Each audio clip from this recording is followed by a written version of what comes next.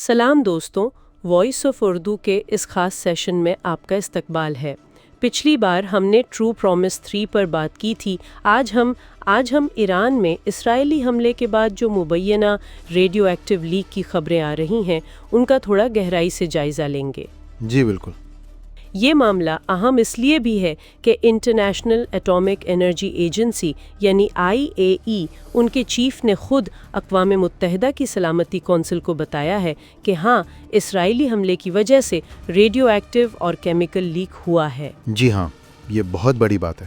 تو آئیے سمجھتے ہیں کہ یہ لیک اصل میں ہے کیا، کہاں ہوا ہے، اور کیا یہ واقعی اتنا خطرناک ہے جتنا سنا جا رہا ہے۔ جی تو پہلی بات تو یہ کہ اسرائیل نے یہ جو آپریشن کیا، آپریشن رائزنگ لائن، اسے 1967 کے بعد ان کا سب سے بڑا ملٹری ایکشن کہا جا رہا ہے۔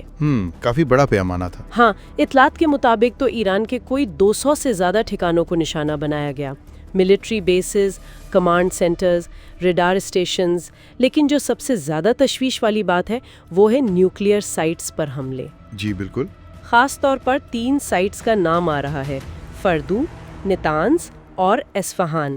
یہ تہران کے جنوب میں ہے، لیکن سب سے زیادہ جو فوکس ہے وہ نتانز یورینیم انریچمنٹ فیسلٹی پر حملے اور وہاں سے لیک کی خبروں پر ہے۔ بالکل صحیح کہا آپ نے۔ IAEA کے جو ڈائریکٹر جنرل ہیں رافیل گروسی، انہوں نے باقاعدہ آفیشلی رپورٹ کیا ہے سلامتی کونسل کو۔ ان کے الفاظ تھے کہ نتانز تنصیب پر اسرائیلی فضائی حملوں کے بعد ہم نے سائٹ کے اندرونی ریڈیو ایکٹیو اور کیمیکل آلودگی کی تصدیق کی ہے۔ اندرونی؟ اچھا جی، یہ شاید تاریخ میں پہلی بار ہے کہ کسی جنگ کے دوران ایک چلتی ہوئی نیوکلیئر فیسلٹی کو اس طرح براہ راست نقصان پہنچا ہو اور وہ بین الاقوامی سطح پر رپورٹ بھی ہوا ہو۔ تو یہ لیک کس قسم کا ہے؟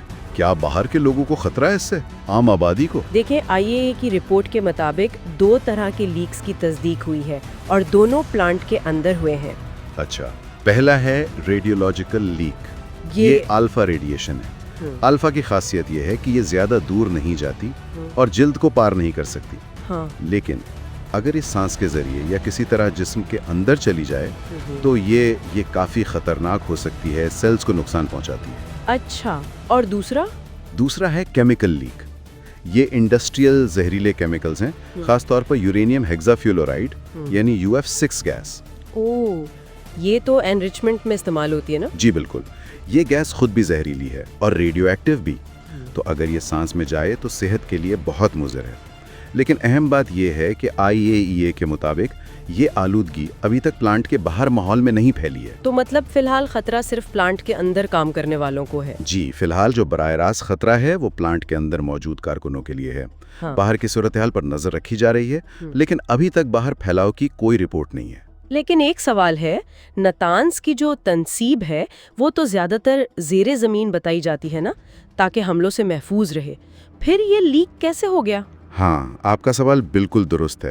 نتانز کی جو مین انریچمنٹ ہالز ہیں جہاں سینٹریفیوجز چلتے ہیں وہ واقعی زمین کے کافی نیچے ہیں، لیکن اس پوری فیسلٹی کو چلانے کے لیے جو معاون نظام ہوتے ہیں نا، سپورٹ سسٹمز، جیسے سینٹریفیوجز کے کنٹرول یونٹس، کولنگ کا نظام، ویکیوم پمپس، بجلی کی سپلائی، ان میں سے کچھ اہم حصے زمین کے اوپر بنی عمارتوں میں ہیں۔ اچھا، اور جو سیٹلائٹ تصویریں سامنے آئی ہیں ان سے یہی لگتا ہے کہ اسرائیلی حملوں میں انہی اوپر والی عمارتوں کو نشانہ بنایا گیا اور انہیں شدید نقصان پہنچا ہے۔ تو مطلب حملہ اوپر ہوا اور اس کا اثر نیچے تک گیا؟ ایسے سمجھیں کہ جب اوپر والے کنٹرول سسٹمز اور پاور سپلائی پر حملہ ہوا تو بجلی بند ہو گئی، پاور لاس ہو گیا۔ اس سے جو سینٹریفیوج کیسکیٹس چل رہے تھے، یعنی وہ مشینیں جو یورینیم کو گھما کر افزودہ کرتی ہیں، وہ اچانک رک گئی۔ ٹھیک۔ اس رکاوٹ کی وجہ سے سسٹم میں گڑبڑ ہوئی اور UF6 گیس کا ایکسپوجر شروع ہو گیا۔ ساتھ ہی پلانٹ کے اندر جو الفا ریڈیشن مانیٹرز لگے تھے ان میں ریڈنگ بڑھتی بھی دیکھی گئی۔ تو یہ پاور لاس والا معاملہ تو پہلے بھی شاید نتانز میں ہوا تھا کسی اور وجہ سے، لگتا ہے بیک اپ سسٹم بھی متاثر ہوئے ہوں گے۔ ہو سکتا ہے۔ اب اس پر IAEA کیا کر رہا ہے، ان کا کیا رد عمل ہے؟ جی، IAEA جو ہے وہ ایران کی ایٹامک انرجی آرگنائزیشن کے ساتھ مسلسل رابطے میں ہے۔ انہوں نے سائٹ کا معائنہ کرنے کے لیے اپنی ٹیم بھیجنے کی پیشکش بھی کی ہے، لیکن اطلاعات یہی ہیں کہ ایران نے ابھی تک اس کی اجازت نہیں دی ہے۔ اچھا، ڈائریکٹر جنرل گروسی نے سلامتی کونسل کو یہ بھی خبردار کیا ہے کہ نیوکلیئر تنصیبات پر اس طرح کے حملے ایک بہت خطرناک مثال قائم کر رہے ہیں۔ یہ جو نیوکلیئر عدم پھیلاؤ کا معاہدہ ہے NPT، جس کا مقصد ہے کہ ایٹمی ہتھیار نہ پھیلیں اور ٹیکنالوجی صرف پرامن کاموں کے لیے ہو، یہ اس کی روح کے بالکل خلاف ہے۔ ظاہر ہے نیوکلیئر پلانٹ پر حملہ تو بہت ہی سنگین بات ہے، تو آخر میں اس لیک کا ایران کے لیے کیا مطلب ہے؟ کیا اثرات ہوں گے اس کے؟ اس کے کئی پہلو ہیں۔ ایک تو ظاہر ہے نیتانز میں یورینیم افزودگی کا کام رک گیا ہے، اسے دوبارہ شروع کرنے میں وقت لگے گا، کتنا یہ کہنا مشکل ہے۔ اور پروگرام میں تاخیر ہوگی۔ بالکل۔ دوسرا، پلانٹ کے اندر جو کارکن ہیں ان کی صحت کو اس آلودگی سے شدید خطرہ ہے، یہ ایک انسانی مسئلہ بھی ہے۔ جی۔ تیسرا، یہ ایران کے پورے نیوکلیئر پروگرام کے لیے ایک بڑا دھچکا ہے، ان کی افزودگی کی صلاحیت متاثر ہوگی، پروگرام پیچھے چلا جائے گا، جس کا اثر علاقائی سیاست پر بھی پڑ سکتا ہے۔ یقیناً۔ اور چوتھا پہلو یہ کہ اس سے ایران میں اندرونی سیاسی دباؤ بھی بڑھ سکتا ہے، اور ہو سکتا ہے بین الاقوامی سطح پر انہیں کچھ ہمدردی بھی ملے۔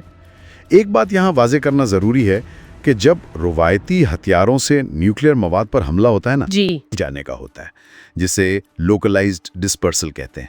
سمجھ گئی۔ تو خلاصہ یہ ہوا کہ IAEA نے تصدیق کر دی ہے کہ اسرائیلی حملے کی وجہ سے نتانز نیوکلیئر پلانٹ کے اندر الفا ریڈیشن اور UF6 کیمیکل کا لیک ہوا ہے۔ جی، اندرونی لیک۔ فی الحال خطرہ پلانٹ کے اندر کارکنوں کو ہے، باہر ابھی تک آلودگی کی اطلاع نہیں ہے۔